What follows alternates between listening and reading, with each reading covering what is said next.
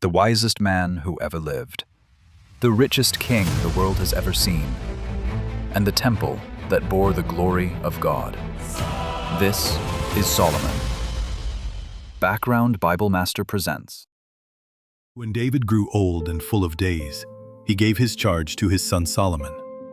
He said, "I am about to go the way of all the earth. Be strong, be a man. Keep the charge of the Lord your God. Walk in his ways. Keep his statutes. Then you will prosper in all that you do and wherever you turn." David died. He slept with his fathers. He was buried in the city of David. Solomon sat on the throne. The kingdom was firmly established in his hand. The young king went to Gibeon to sacrifice, the great high place. He offered 1,000 burnt offerings. That night the Lord appeared to Solomon in a dream, and God said, "Ask, what shall I give you?" Solomon answered, "O Lord my God, you have made your servant king in place of David my father, but I am only a little child. I do not know how to go out or come in. Your servant is in the midst of your people whom you have chosen, a great people, too many to be numbered. Give therefore your servant an understanding heart to judge your people, that I may discern between good and evil. For who is able to judge this your great people?" It pleased the Lord that Solomon had asked this thing.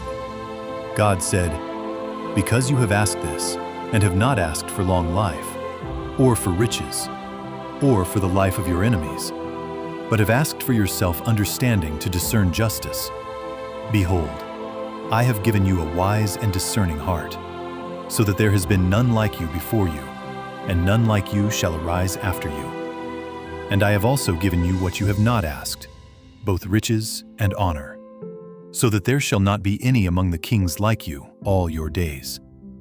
Solomon awoke, and behold, it was a dream, but the gift was real. "My lord, I and this woman live in the same house.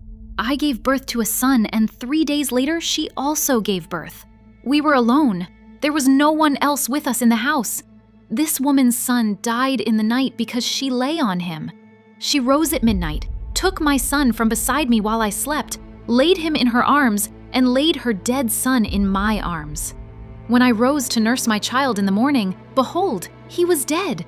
But when I looked closely in the morning, I realized he was not the son I had born."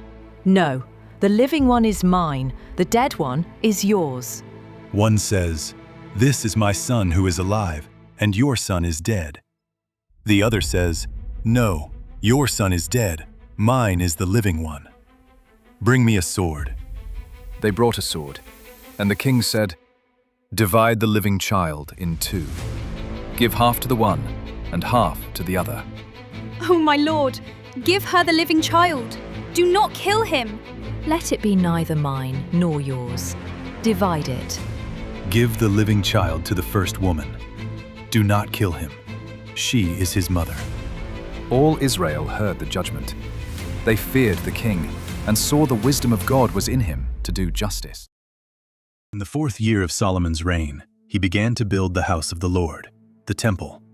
10 years it took, 30,000 laborers from Israel, 80,000 stonecutters in the hills, 70,000 burden bearers, 3,300 chief officers.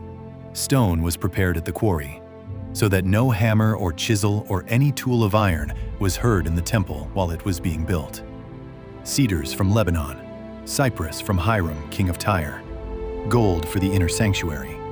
The most holy place was 20 cubits long, 20 cubits wide, 20 cubits high. He overlaid it with pure gold. He made 2 cherubim of olive wood, each 10 cubits high. He overlaid the cherubim with gold. The veil, the lampstands, the table for the showbread, the altar of incense, all of pure gold. When the temple was finished, the priests brought up the Ark of the Covenant. They placed it in the inner sanctuary. Beneath the wings of the cherubim, the cloud filled the house of the Lord, so that the priests could not stand to minister. The glory of the Lord filled the temple. Solomon stood before the altar. He spread his hands toward heaven.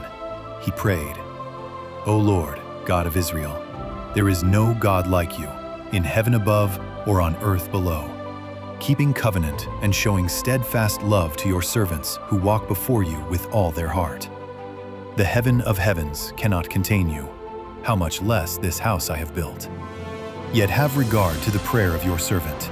May your eyes be open toward this house night and day, toward the place where you have promised to put your name. Fire came down from heaven. The glory of the Lord filled the house. All Israel saw. They bowed with their faces to the ground. They worshipped. They gave thanks, for he is good. His steadfast love endures forever. The fame of Solomon spread to the ends of the earth. Kings came to hear his wisdom. He spoke 3,000 proverbs. He composed 1,005 songs.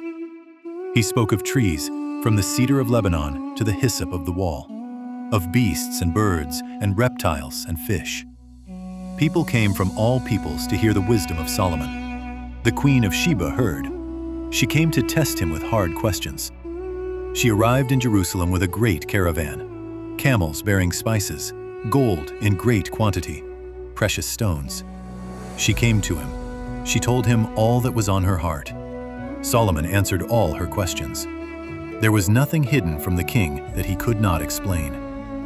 When the Queen of Sheba had seen all the wisdom of Solomon, the house he had built, the food of his table, the seating of his officials, the attendance of his servants, their clothing, his cupbearers, his burnt offerings he offered at the house of the Lord, there was no more spirit in her. She said to the king, "The report I heard in my own land of your acts and your wisdom was true.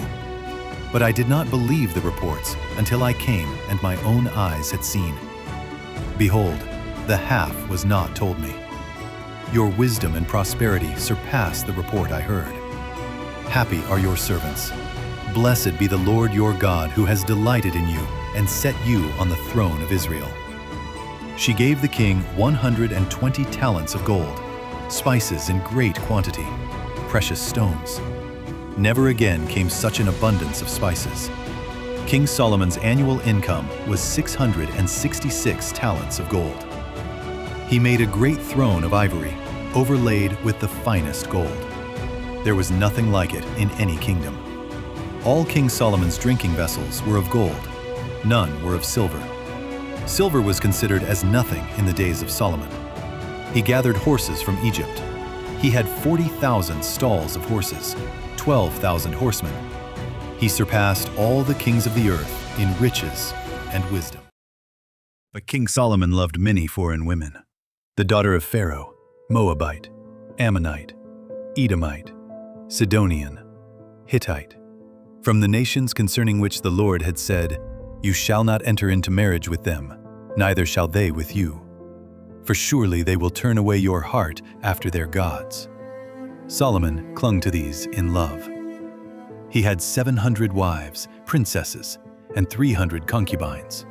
His wives turned away his heart. When Solomon was old, his wives turned away his heart after other gods. His heart was not wholly true to the Lord his God, as was the heart of David, his father. Solomon went after Ashtoreth, the goddess of the Sidonians, after Milcom, the abomination of the Ammonites. He built a high place for Chemosh, the abomination of Moab, on the mountain east of Jerusalem, and for Molech, the abomination of the Ammonites. And so he did for all his foreign wives. The Lord was angry with Solomon, because his heart had turned away from the Lord, the God of Israel, who had appeared to him twice, who had commanded him concerning this thing, that he should not go after other gods. The Lord said to Solomon, "Since this has been your practice, you have not kept my covenant. I will surely tear the kingdom from you. I will give it to your servant. Yet for the sake of David your father, I will not do it in your days. I will tear it from the hand of your son. Yet I will not tear away all the kingdom. I will give one tribe to your son, for the sake of David my servant, and for the sake of Jerusalem, which I have chosen." Solomon reigned 40 years. He slept with his fathers. He was buried in the city of David his father. Rehoboam, his son, reigned in his place. The end of the matter, having heard everything, fear God, Keep his commandments, for this is the whole duty of man. For God will bring every deed into judgment, with every secret thing, whether good or evil. The wisest man who ever lived, the richest man who ever lived, the king who built the temple. And in the end, his heart turned. The wisdom of God was given to him, but wisdom without obedience is fruit without root. Knowledge without love is sound without song. There is one greater than Solomon. He came in humility. He sought no harem. He built a temple not of stone, but of his own body. And he gave his life, not for one kingdom, but for the whole world. Background Bible Master. Subscribe for more biblical full movies every week. There is one wiser than Solomon, and his name is Jesus. Background Bible Master. Next, Noah, the man who built an ark when no rain had ever fallen. Subscribe, share. There is one wiser than Solomon, and his name is Jesus.